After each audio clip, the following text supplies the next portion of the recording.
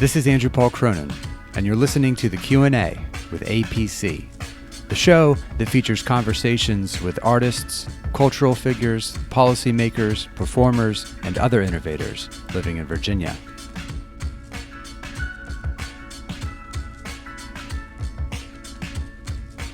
Episode 17, Cassie Rangel.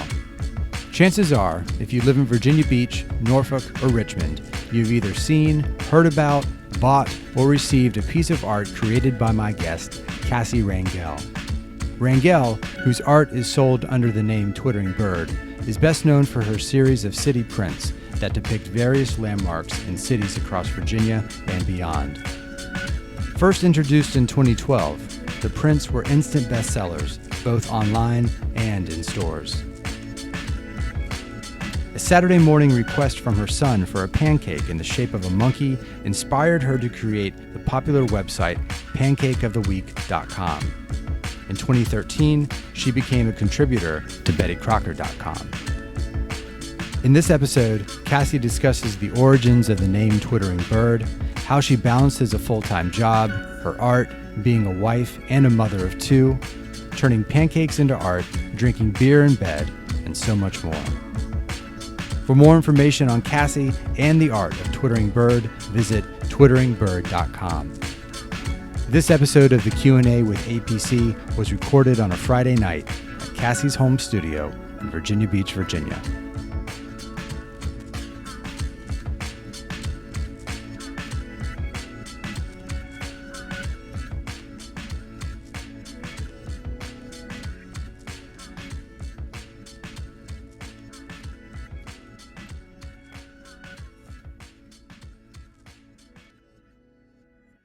Have you seen This Is 40? Yes. It's good, right? Yeah. Yeah, it is good. So I'm a teacher, and when I was looking at your name, the first thing that I thought of was I wanted to ask you, is Casey your least favorite name? Because as like a substitute teacher or as a teacher, if I saw your name on my roll, I would call you Casey. Well, you would never see it on the roll because it's actually Mary Catherine. Oh. Mm-hmm. Mary Catherine Perry. So if you were to have your role, you would say, "Is Mary Perry here?" And then everyone would laugh. And then I would like quietly put up my hand, say, "It's actually Cassie." Yeah. And where did Cassie come from? It's short for Catherine. Okay. My parents wanted to name me Katie to be short for Catherine with a K. And then they came back to their neighborhood. And there's a welcome sign saying "Welcome Home, Mary Catherine" with a C. So they went back and changed it and decided to call me Cassie instead. They were both relatives, a Katie and a Cassie. Uh-huh. And luckily they did that because otherwise I'd be Katy Perry. Oh, wow. Right. I mean, it wouldn't have mattered then, but... It would definitely matter now. Yeah. Mary Catherine sounds very nunnish. It does. We're not Catholic. Just family name. You grew up in Virginia Beach? I did. Down the street. Like from here? Yeah. Yeah. It's same school zone. It's very strange. How was that growing up, Virginia Beach? It's a nice place. My parents picked it because it was the place to go. The nice suburbs to raise your family. Nice schools. Were they someplace else and then picked it? My parents met here. My mom was teaching at Creed's and then later Princess Anne. And my dad worked at the Ford Motor Company. Okay, at the plant. He was one of those guys, yeah. Nice. He retired in time. Before they laid everyone off and closed it. Yeah. Does he drive a Ford? Of course. Yeah. They get the A plan, so they would never drive anything else. And does that filter down to you? Somewhat. Wait. We So you have one and something else? They will encourage it. Uh-huh. And I always drove a Ford growing up, but then my dad will say, "Actually, you should probably just get a Honda." So. Do you remember the first piece of art that meant something to you growing up, seeing it? Because you're an artist. Yeah, the first piece of art.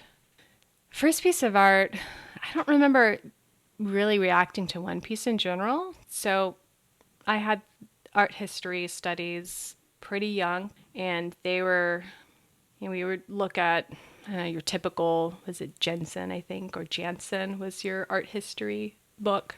I got into it by writing little books and then illustrating them. What age was I mean, that? if you would say like what got me into art, it was probably Garfield, but that's not as interesting as like, oh, this one time I went and saw a Picasso. It's not like the Basquiat No, where I he was, went and saw like Guernica and yeah, no, it doesn't matter to me. Like the highbrow doesn't matter. I was looking. it's all Garfield. Yeah. No, Garfield is still. We had Garfield books, and there was something about the size of the book that was attractive. I think to me and to my sister had them. My oldest son is obsessed. It's all he wants to read. Were you a big movie watcher as a kid? Not really. I don't. TV? Somewhat. I had limited screen time because apparently it would just make me into a monster if I had too much. I mean, I remember just binging Saturday mornings from Gummy Bears to Muppet Babies, like the whole, Nice. yeah, hours at a time. But mostly it was just books and toys. I was an only child and very quiet, so just playing in my room by myself a lot. Did your parents notice that you had an interest in art? Was that something that they were aware It was of? through the books, making the little books about this bunny family, that I think that they then took those books to the art teacher and said, you might want to do something with this. Oh, okay. Yeah. Tell me about the bunny family. I wish I could find those now. It was, I think, Thumpy or Bumby, or there's some name like that. And I would just make notebooks upon notebooks of these little chapter books, or little, Like paneled, or like no, not panel, just single page drawings. Okay. Yeah. with speech bubbles? I'm not sure. Probably if I was reading Garfield, you would think so, Mm-hmm. but I think it was more of a story. I need to find those. What was the first thing that you created where you stepped back and said to yourself, like, this is good? There was probably a drawing I did in, say, the 5th or 6th grade of a banana peeling. We had to draw a banana in stages peeling, and maybe that was it. Like 1, 2, Yeah. 3, 4, like Yeah, down the so line. we had, I don't know, an 8-foot piece of paper. And you said it was good. It's like, yeah, this is not bad. Who was the first person that told you that you had talent? I would say it was probably, I mean, I would like to say my parents encouraged me, but I don't remember that. I probably was blocking that out. But it was just a series of teachers at Old Nation. And then, I don't know, I think it was more self-driven, really. So Old Donation is a gifted school for gifted and talented. It's art, music too? Kind of like governor's school, but not as governor's schooly? For elementary, back when I went to elementary school, it was one day a week. They would pull out dance, art, and academics, and you would just go there for the whole day. Yeah. So you had a homeschool, but you would go Just one day a week. one day a week. And how long did you continue getting pulled out and going to the other school? So I did that through 6th grade, then went to the junior high. Then it wasn't, I think, until then I started getting into dance and doing that more. And I got back into art in 10th grade and started doing those classes again. You're just going to regular public high school? Yeah. Yeah. You still got moves? No. Are you saying that because you actually do? And Like, I like to think I do. I imagine I do. And I don't think I do. The body changes. Do you remember the first time that you began to think that art was a realistic option to have as a full-time job? I don't think I ever thought it was realistic. I just didn't know what else to do. I went through college. So I majored in art. Radford. Yeah. And I have a BFA. And I went in there thinking I would teach. So I was going into art education. And then my first year, I went by the art education classroom and saw like pipe cleaners. And I was like, I just don't want to do that. I don't like little kids, which, is ironic now because I do. Yeah. Like, I was a total snob. I hated graphic design. I didn't want anything to do with that. I just wanted to be a painter.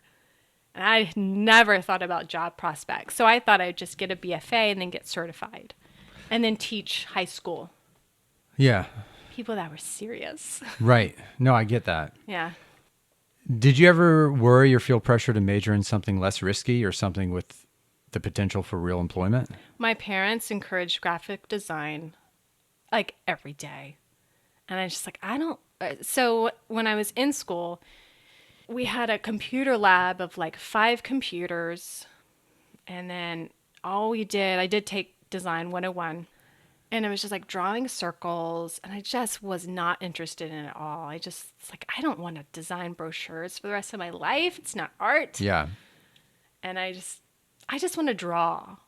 And I never thought about like who was going to pay me to draw. I never thought about it. I thought I'd go into probably museum studies.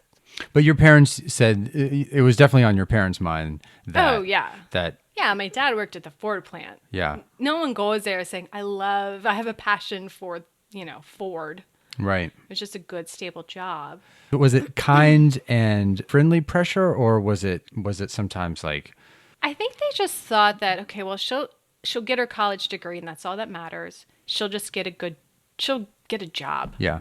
Yeah. They just wanted a degree. And I wasn't the most serious student, so they just wanted that degree. Did you have a job while you were at college in Radford, like a college job? I did. And? First I worked in the mess hall, scrubbing disgusting pots and pans. Really? That was terrible. It was awful, but I just wanted some extra money. Yeah, as a Wow. vegetarian, like scrubbing like caked on hamburger meat. It was awful. And then I got mono and I slipped out of that job. It's like, oh, sorry guys, gotta go. Like sleep for a while. And then and then I got a job in the university gallery. Okay. Just sitting in there as the gallery monitor. Yeah. With my tiny little Macintosh computer. And I just play Tetris. Nice. And play with email because that was kind of new too. Playing with email. Yeah. I've never quite heard it that way before. You graduated from Radford, you took courses at Old Dominion University and began building up a portfolio. I did. What was in that portfolio? I had a friend that worked at an ad agency. And so she would hire me on some jobs where they need an illustrator.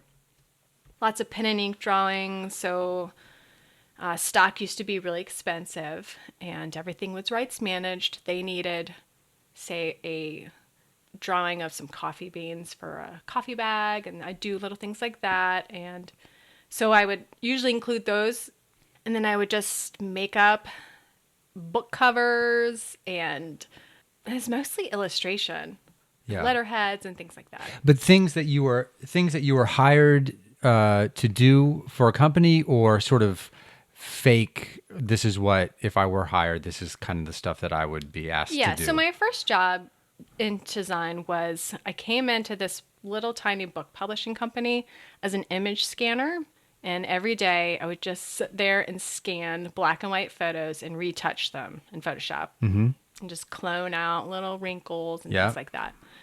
And then so an opening came up for a book designer, and I just started doing more of that kind of work and showing them that I could do it. So I kind of worked my way up. And at some point, because it sounds like we missed a part, the part where you actually started to enjoy and like and appreciate graphic design. Yeah, it all flipped. What flipped? I was getting these illustration jobs where I was drawing on paper. And then I had this opportunity where they wanted an illustration, but then they wanted a vector. So then it was, I had gotten a computer in the meantime and was learning all the programs. And so I just figured out how to trace my drawing in Illustrator. And then that's kind of where it started. I started having fun with it and seeing what I could actually do. So why Twittering Bird? Tell me about that. Guess this was like in 2002, I think was the show. And I just became obsessed with the imagery of these tiny little birds, baby birds. So I did a series of paintings of these baby birds stretching out their necks, trying to get food. And I liked the name. I kind of just hooked on to Twittering Bird because they reminded me of Paul Klee's Twittering Machine, which I'd say is an early piece that I really liked. And so I kind of took that, Twittering and Bird, and just kept using it. And then later named my blog that in 2006. Is that a thing that people get a moniker or a name? right? It's kind of like your handle for like a trucker. If I could do it all over again, probably wouldn't be Twittering Bird. It was all this. It was blogs, and But do artists have like this thing like that? no, I think they usually go by their name. Yeah, I think so too. Right? You know what I mean? Yeah. Was it Blogspot? It was. Yeah. Yeah. Let's talk about pancakeoftheweek.com. So you started making pancakes for your son. I did. The first one was a bear. Mm-hmm. And then it just sort of took off from that. Tell us about the origin of pancakeoftheweek.com. So when I had Twittering Bird blog, it was just a personal blog of whatever I found interesting, or it's more like a journal.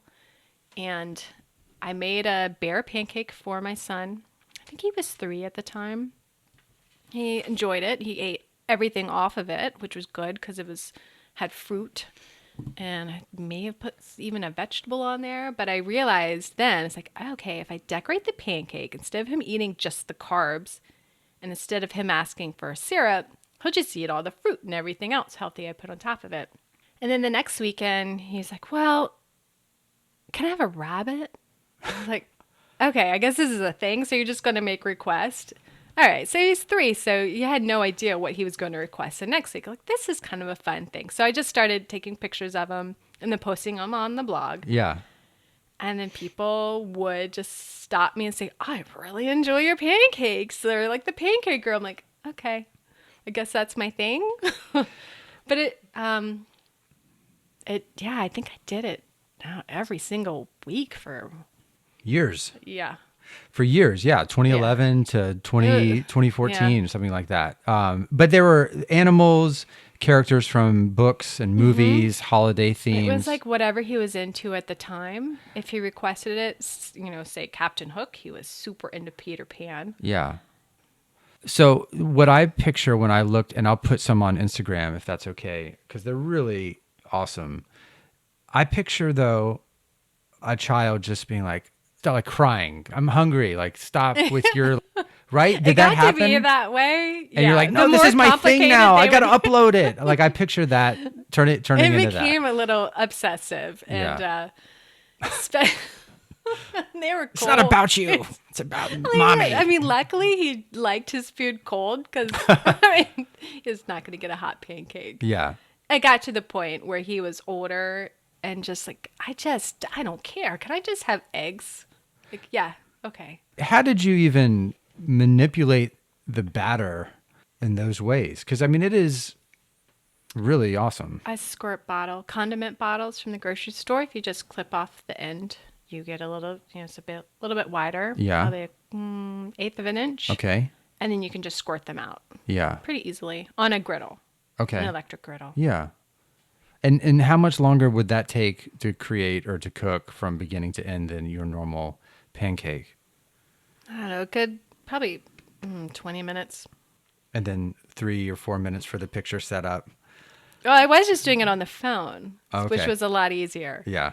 And then it became a job. And then it was the pancakes were not going to be eaten. They were going to be set up on the, fake table setting with lights, and, with the tripod. And that was not as fun for him because he wasn't even allowed in the room. It's like, stay away. In 2013, you became a contributor to BettyCrocker.com. Talk about how they found you. I wish I knew exactly how they found me. I think it must have been Pinterest because the pancakes started getting shared a lot through there. And I just got an email one day from this editor, and I thought, okay, this sounds like a sham. And she's asked if she could call, and so I spoke with her, and at the end, she said, well, how much would you like to make? How much? Money. Yeah. Wait, what? Okay, well, how much do you normally pay? I have no clue what to charge for this. And who else is sponsored by Bisquick? I mean, there are a lot of pancake art makers now. It's pretty common, but at the time it wasn't. So she's like, well, this is what we normally compensate for an article. And if you do other steps, it's this much. And so there's quite a process to it. So she would send out a project or some themes, and I would work, well, like, she'd usually give me a month to do it, and I would pitch, say, like 10 concepts, and then she'd pick 3, and then I'd work from there to meet the deadline. Did they give you mad Bisquick? Did they send you just I crates thought and they crates? would. They didn't No, send you that? no. Really? No. So you had to go out and buy it yourself? I would. Really? Yeah. You should have, maybe when you came up with the figure, you should have pushed a little bit harder for yeah. a couple tubs of it. I should have. That's a little disappointing. Yeah, in retrospect, but I just wrote it off as an expense. Cassie, you're best known for a series of cityscape illustrations. How would you describe them to someone who has never seen them? It's hard to describe, but I would say you take all of the elements of a city that kind of make it a great community and would make people remember it, or like the greatest hits of a city, especially, say, Virginia Beach, where if you grew up here, you think of the mini malls. But then there's also so many great things like the lighthouses and Mount Trashmore and all these. You take the best aspects and then stack them all together and kind of weave them together to make one, I don't know, tapestry, I guess.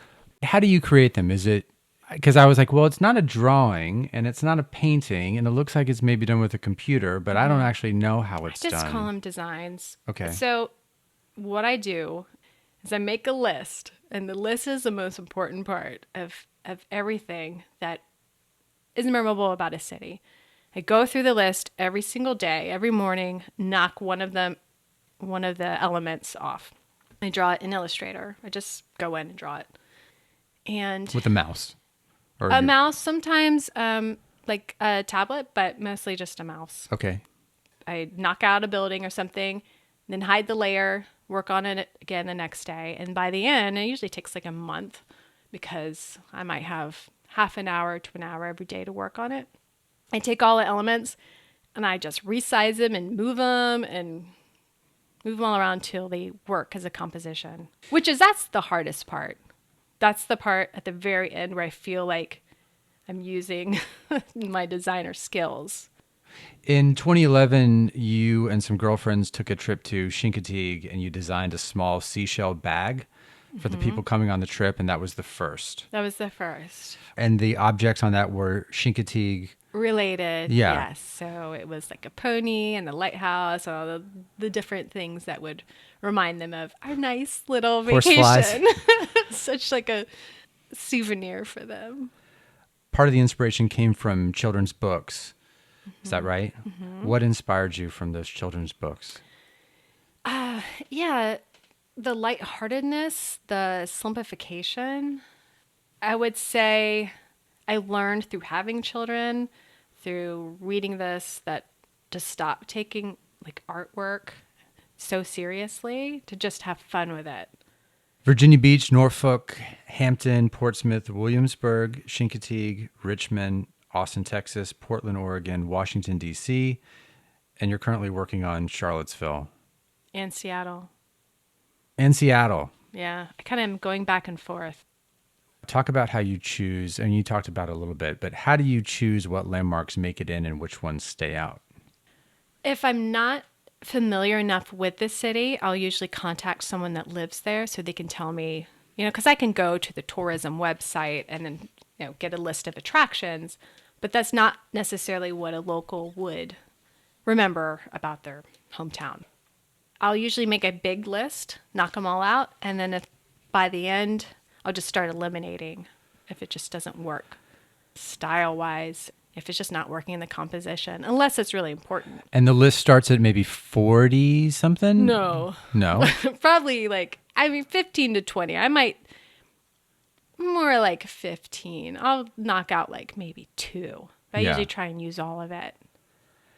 Describe making the decision to offer your work to the public.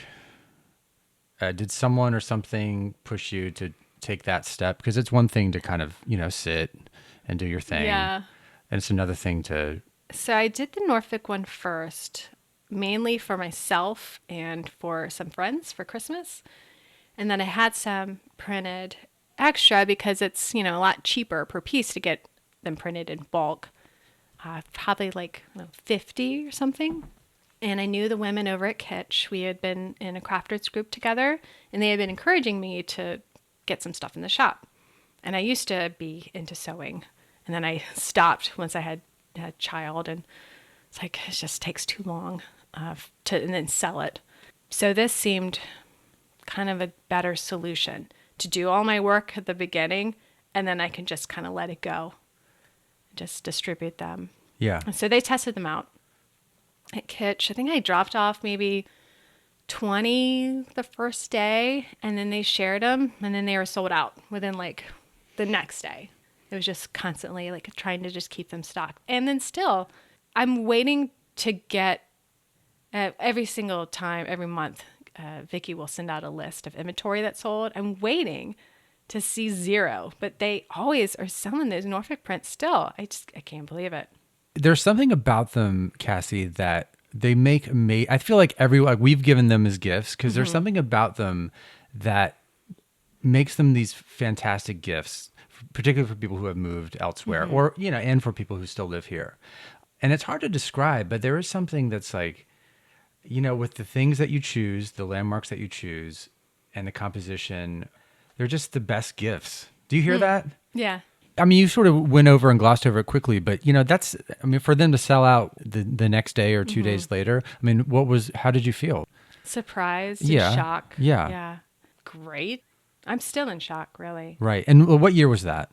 2012. How long did it take for you to feel like you had reached an audience? I mean, was it just that day and a half or that day or that 2 days or did it take a couple years? I think locally in Norfolk, it was probably within a day. It was pretty fast. Every place that I was putting them, it was Studio Posey and Kitsch at the time, were just selling out within like a couple days. And was that reflected in visits to your blog and things like that? And social media with Kitsch sharing it on their Instagram and probably Facebook. They have a big audience. It just blew up. Yeah. The Brooklyn-based retailer West Elm started selling your prints in Virginia Beach in their Virginia Beach store. What were your feelings when they called you? Again, it was another little email where it's like, this isn't real. And I think they found me through Etsy.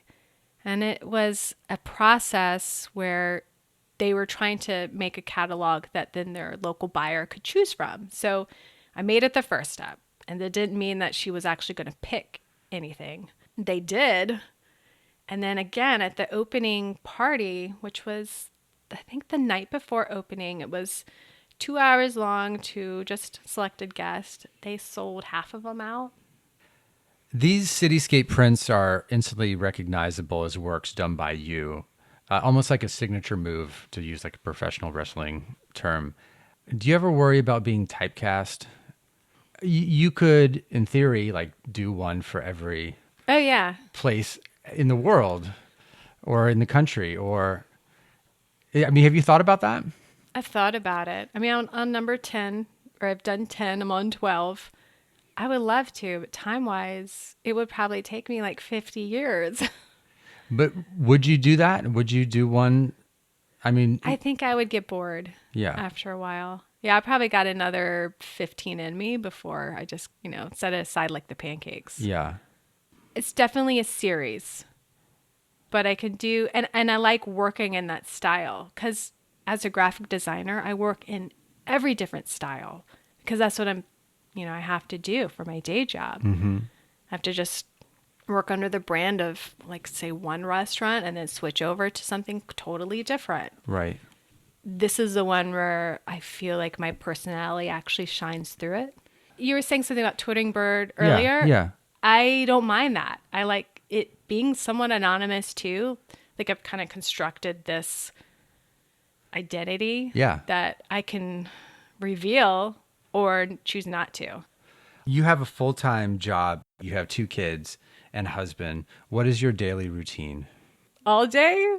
So like what time do you wake up? You wake up? So the alarm goes off at 4:45. Mm-hmm. I sit there and I look at my phone for a good 20 minutes before I can like manage to get my body out of bed. You look at the snooze or social media, you look at it? I just look at like social media. I'm not really even digesting it. I'm just scrolling to try and get my eyes to wake up, to open. While killing your It's so brain at the sad. same time. It's like I think I might buy an old-fashioned alarm clock so I can just wake up like a normal person Yeah, and just get out of bed and not sit there and kill 20 minutes. right.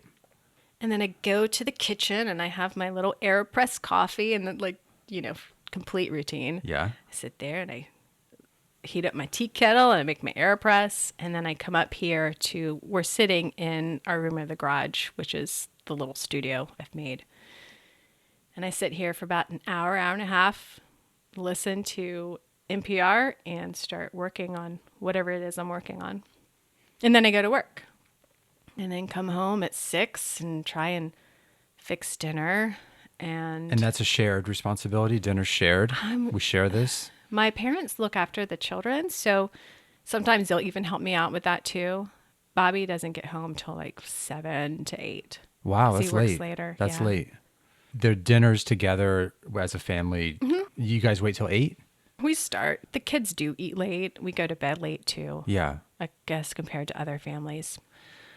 We eat dinner, get the kids to bed. We have the story time routine, which is so long. It takes like a good half hour to an hour. And then I fall asleep with the kids. But you make it to your bed. I do. Yeah. Right. Yeah. Okay. But at like 9:30? Like 10. Yeah. The kids, we start at 9 and then we're done by 10. Do you and Bobby have time to sort of We don't even meet? No.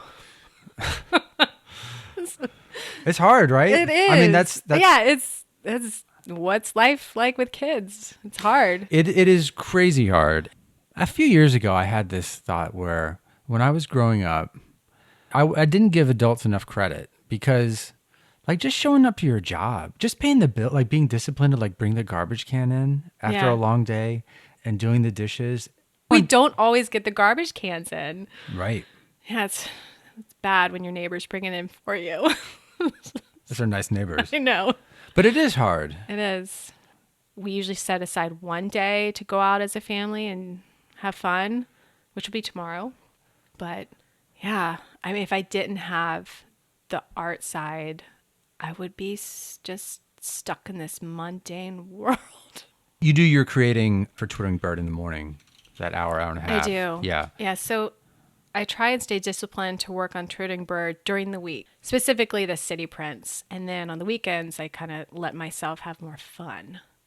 Not that the cities aren't fun, but just to explore more. Do you ever work with colors or a color scheme that you don't like, but do it because other people may like it?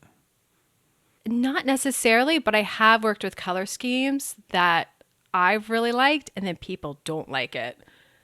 So there was one that was in shades of like purple and I think it probably had some orange in it. People did not buy those. I was like, so I retired that color.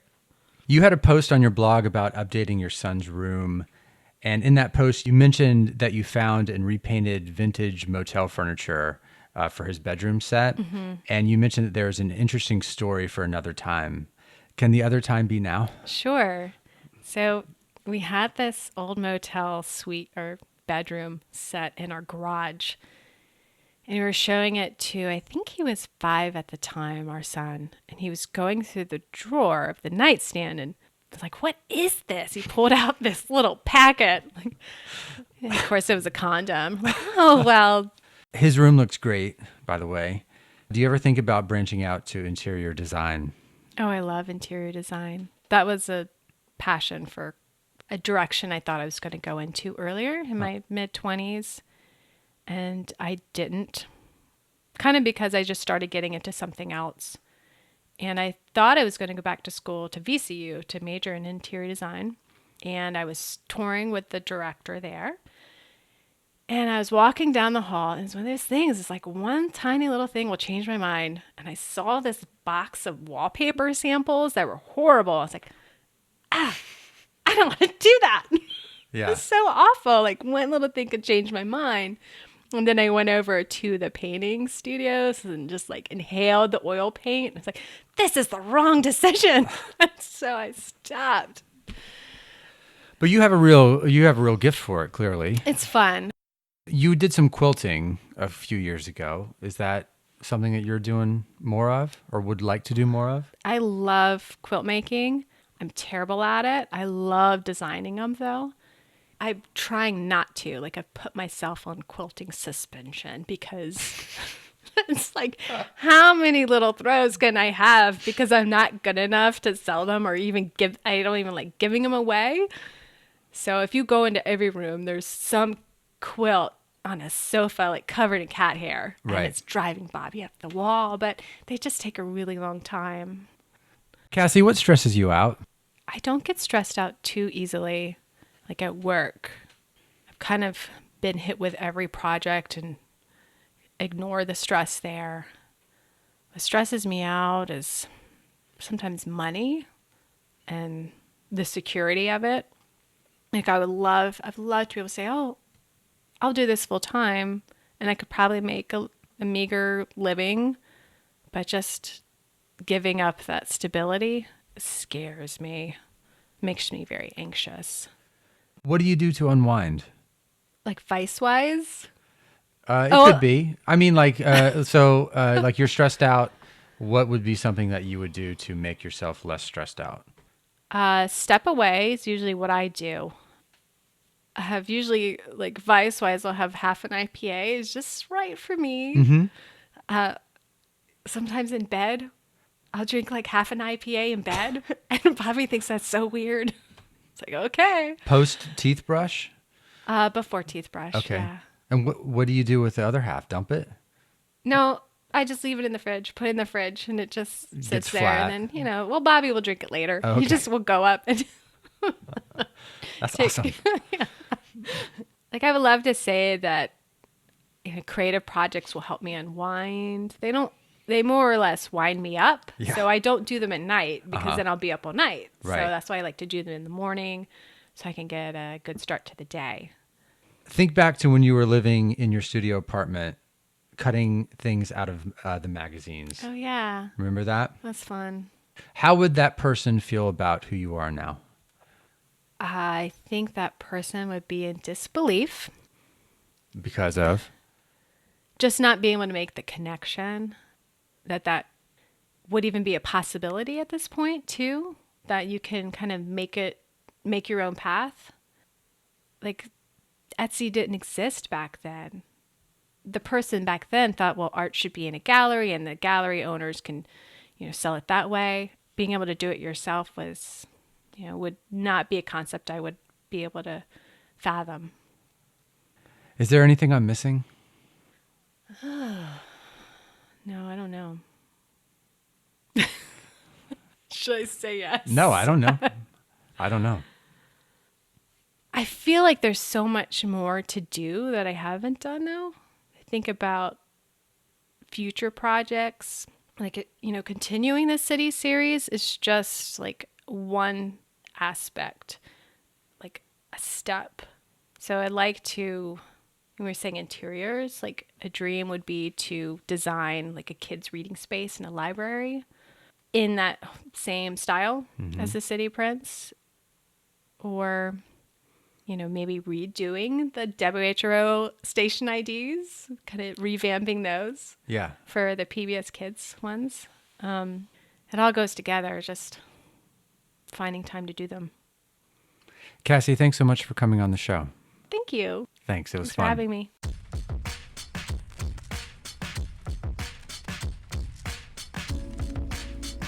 This is Andrew Paul Cronin, and you've been listening to the Q&A with A.P.C. To hear archived episodes, go to soundcloud.com/QAAPC or subscribe to the show on iTunes. For exclusive content, including upcoming shows, behind-the-scenes pictures, and more, follow the show on Instagram, Twitter, and Facebook at QAAPC. The executive producer of the Q&A with A.P.C. is Ben Riley. The music was arranged by Soup.